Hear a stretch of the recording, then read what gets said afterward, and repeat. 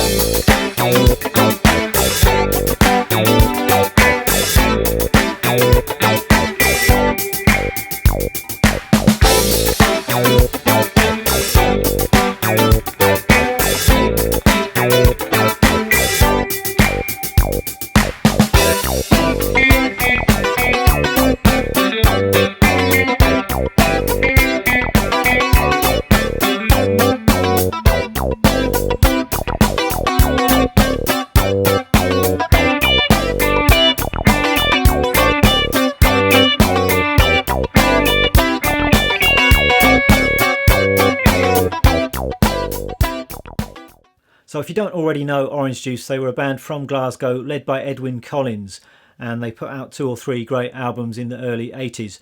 Usually I think they're described as a post-punk band. They were part of that whole scene in Scotland at that time, although I think there's a bit more to their sound than just post-punk. They were also danceable and melodic, and as this song shows, very funky. And if you want to find out a little bit more about the Scottish music scene at this time, then I highly recommend a film called Big Gold Dream. I actually just watched it for the first time last night myself. It's available to watch for free on YouTube, and it's a really detailed documentary. Orange Juice feature very heavily, but also lots of other bands from this kind of time, so that's highly recommended. Anyway, let's get on with the lesson. I'm going to be looking at both of the main guitar parts you can hear in the tune, as well as some of the other little overdubs that I can hear. We've got Edwyn Collins playing the main rhythm guitar part, and that's these nice Nile Rodgers-ish strummed chords, and then we've got Malcolm Ross, the other guitar player in Orange Juice, playing some funky single note parts. So let's get to it. So as far as the key of this song goes, the verse and the chorus have really got a kind of D Mixolydian sound, I think, and then for the bridge section we're moving to the relative major, which is G major. Now I'm going to start by looking at the Edwyn Collins parts, and let's kick off with this main riff, the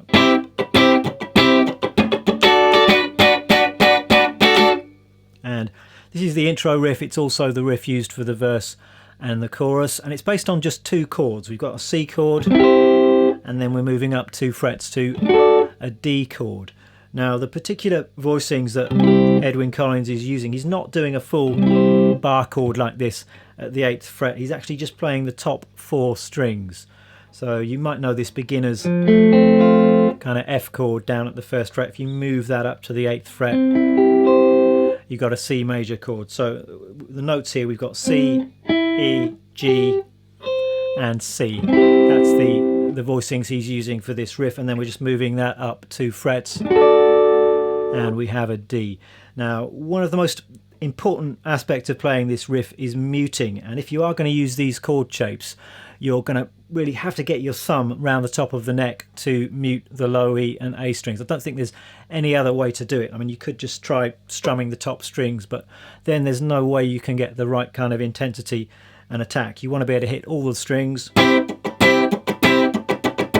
but only get the top 4 strings ringing. So you're going to want to keep that low E and A string under control by just touching them very lightly with your thumb.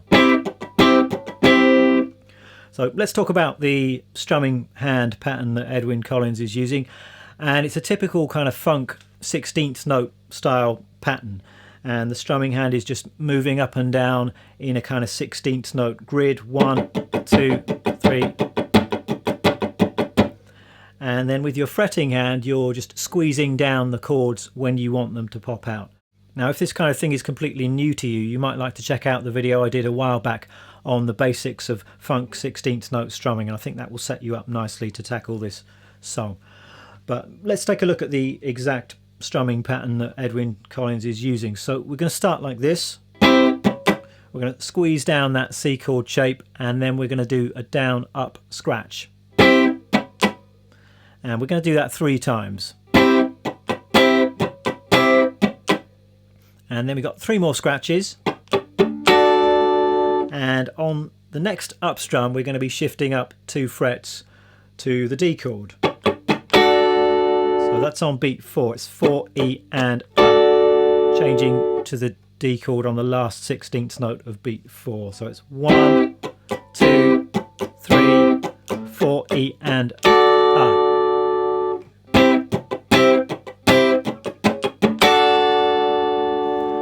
And next we've got another up strum on the D chord, and then you're putting down your little finger onto this B note, the 12th fret on the B string, and it turns the D into a D6 chord, and we've got a series of quite staccato accents on that chord, just bouncing the fingers of my fretting hand. So, and then we're lifting up the little finger and a down up strum on the D again. So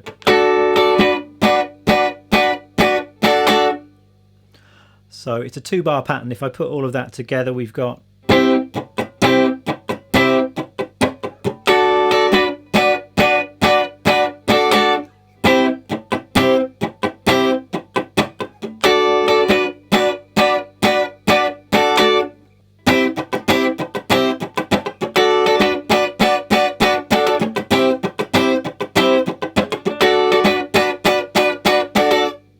So as I said, that riff is used for the intro, the verse and the chorus. Then for what I'm going to call the bridge section of the tune, we're moving down to another pair of chords. We've got A minor and we've got G. And once again we're using these partial bar chords. So for A minor I'm playing an A, a C, an E and another A. And then for G I'm going down 2 frets. I've got G, B, D and G. So the strumming pattern here goes like this. On beat 1 we've got A minor and a down up scratch.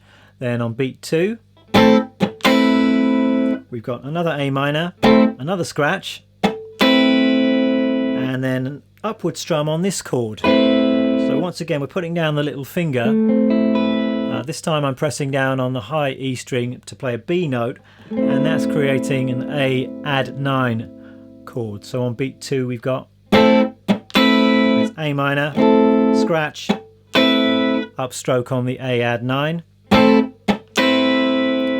then we're back to the A minor and we've got scratch, A minor, scratch, A minor. So all together.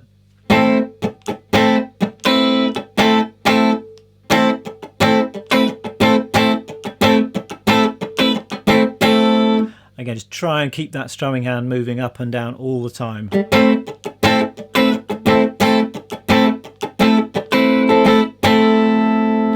Then we're moving down to the G chord and we're doing exactly the same thing. We've got this G chord shape. We're going to add in the little finger at the 5th fret to make it a G add 9, but the strumming is exactly the same.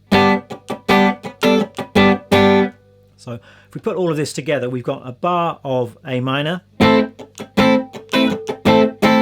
a bar of G, another bar of A minor, and then G, and we're just stopping. And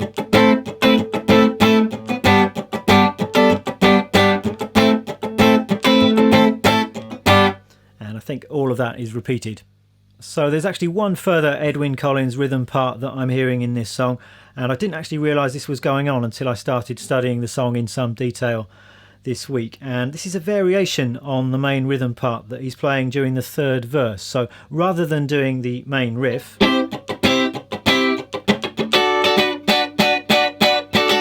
he's actually playing this variation.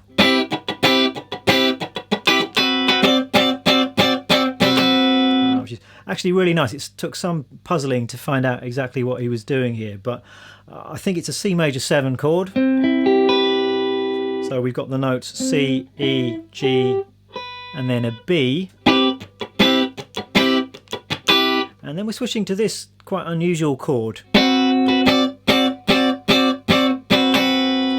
So this is what I reckon it is. It's a kind of D7, D13 kind of variation, I think. So we've got the 10th fret on the D string. I'm muting the G, and then I'm playing the 7th fret on the top 2 strings. And then I'm putting my little finger down at the 10th fret. And then lifting it up again. It's a little bit like this kind of bluesy 9th chord that's fairly commonly used, which has got an E in there. I'm not hearing that E in there, which is why I'm muting the 3rd string. So I'm playing.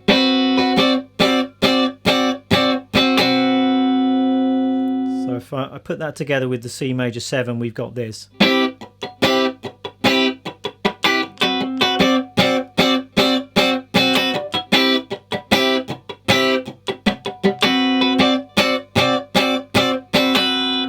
Strumming pattern is very similar to the main rhythm part.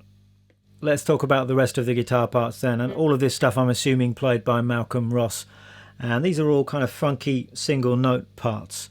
And the first riff you can hear comes right before the first verse, and it's got this great envelope filter style sound. The part goes like this.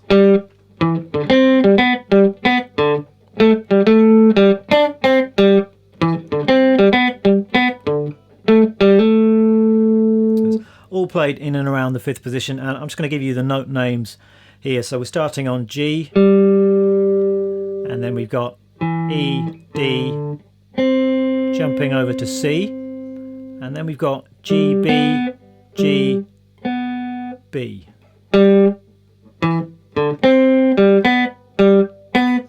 And the rhythm is quite funky and syncopated. I suggest just listening to the recording and trying to pick that up rather than me counting through every last detail here. And then the pattern continues like this. So we've got D, and then A, G, A, G, D, C.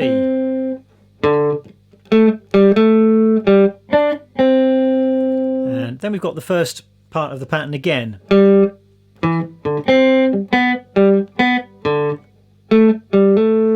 But it's all repeated but slightly truncated here, so it ends with just a D, A, G, A.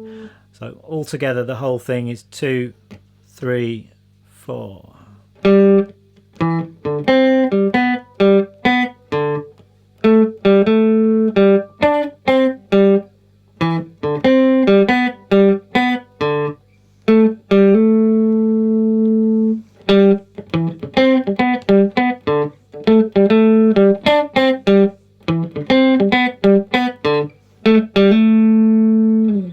So have a good listen to the recording and you can hear that part cropping up several times.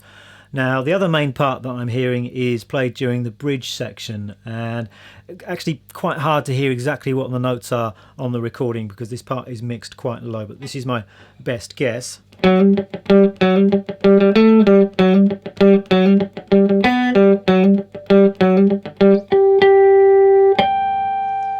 it's mainly just these two notes here. We've got an F sharp and a G at the 4th and 5th frets on the D string, and we're kind of hammering on from the F sharp to the G, and then we've got some muted D string in there as well, and then we've got a to a G, and the second time we've got a B to a G, and the third time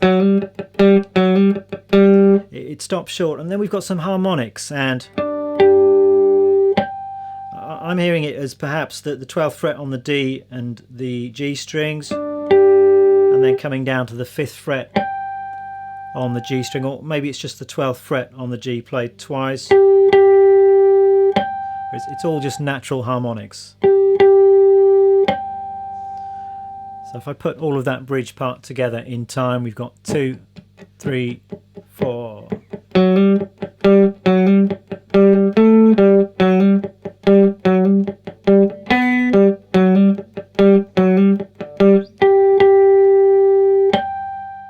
Other parts that I can hear are this high strummed accent part. So this is pretty straightforward. It's just a D chord, but played 12 frets higher. So we've got frets 14, 15 and 14 on the top 3 strings, and we're just strumming down, up, down, up, down. Again, you want to watch the muting there. So I'm muting the lowest 2 strings with my thumb, I'm muting the D string with my first finger. That way I can really get a good attack on that part without any open string noise. So that part is happening intermittently throughout the song. Sometimes there's just a slight variation on this, where instead of A, D and F sharp, we've got A, D, and you're reaching up for this high A, so you've got this kind of sound. So listen to the recording for where that happens.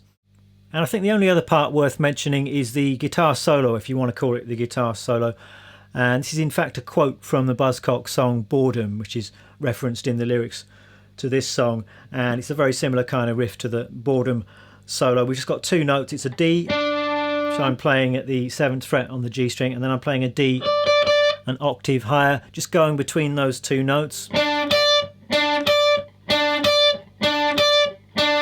It's 2 8 notes and a rest, which is then repeated, so you've got that kind of rhythmic displacement thing happening. It's 1, 2, 3, 4, 1, 2, 3, 4, 1, 2, 3, 4, and it's resolving to this fantastically dissonant C sharp at the end, just at the 9th fret on the top string. I'm going to take you through the gear that I'm using today. 3 different guitars, 1 guitar for each of the main parts in the song. For the Edwyn Collins bit, I was using my Strat, and this is an American original 60s Strat, and decided not to use an amp for that because the tone on the recording definitely sounds like it's one of these funky direct into the board sounds. So I just plugged straight into my mic amp. It's got an instrument level input, and then from there went straight into the computer. And that gets you that really in your face, quite raw and bright funk guitar sound. I think a lot of classic funk records were made with that straight into the board kind of sound. And then for the main Malcolm Ross part, I was using my Jazzmaster, and I should say that I don't really know what gear Orange Juice would have used at the time. I mean, you can watch videos and they were using various different types of guitars. I mean, Edwyn had Burns guitars, I've seen him with Gretsch, and then Malcolm Ross I've seen with a Strat, with a Jaguar I think as well. So I'm just making do with the stuff that I've got, and the Jazzmaster seemed to work quite well for the Malcolm Ross stuff. And for the Malcolm Ross part, I was using an amp. I was using my AC30, and I'm really fascinated by his tone on this record, and I'd love to know exactly what effects he's using. It sounds like some kind of envelope filter, maybe with a bit of phase in there as well. It sounds like you've got the dry guitar on one side and then a delayed signal in the other speaker. But if anyone's got any information about pedals or other gear for this record, I'd be really interested to know. So in my attempt to get close to his sound, I dug out my old Line 6 filter modeler, and I'm actually still a big fan of these Line 6 modelling pedals. I've got 3 or 4 of them, and they've fallen slightly out of fashion, and you can pick them up really cheaply second hand, but I still think they sound great and they're lots of fun. And this particular one has got some really wacky filter type sounds on there, so I just played around with that. I can't remember exactly which model I chose, but I found some kind of envelope filter that seemed reasonably close. Then I also added a bit of phase from my MXR Phase 90, and that seemed to get fairly close. I don't think I've totally nailed the tone, but as I say, I would be really fascinated to know exactly what he used on the recording. Well, that is all for today. I hope you've enjoyed this video. As usual, music and tab is going to be up on my Patreon page, along with my backing track, which you'll be able to download and play along to. Thanks very much for watching. I shall see you next time. Bye.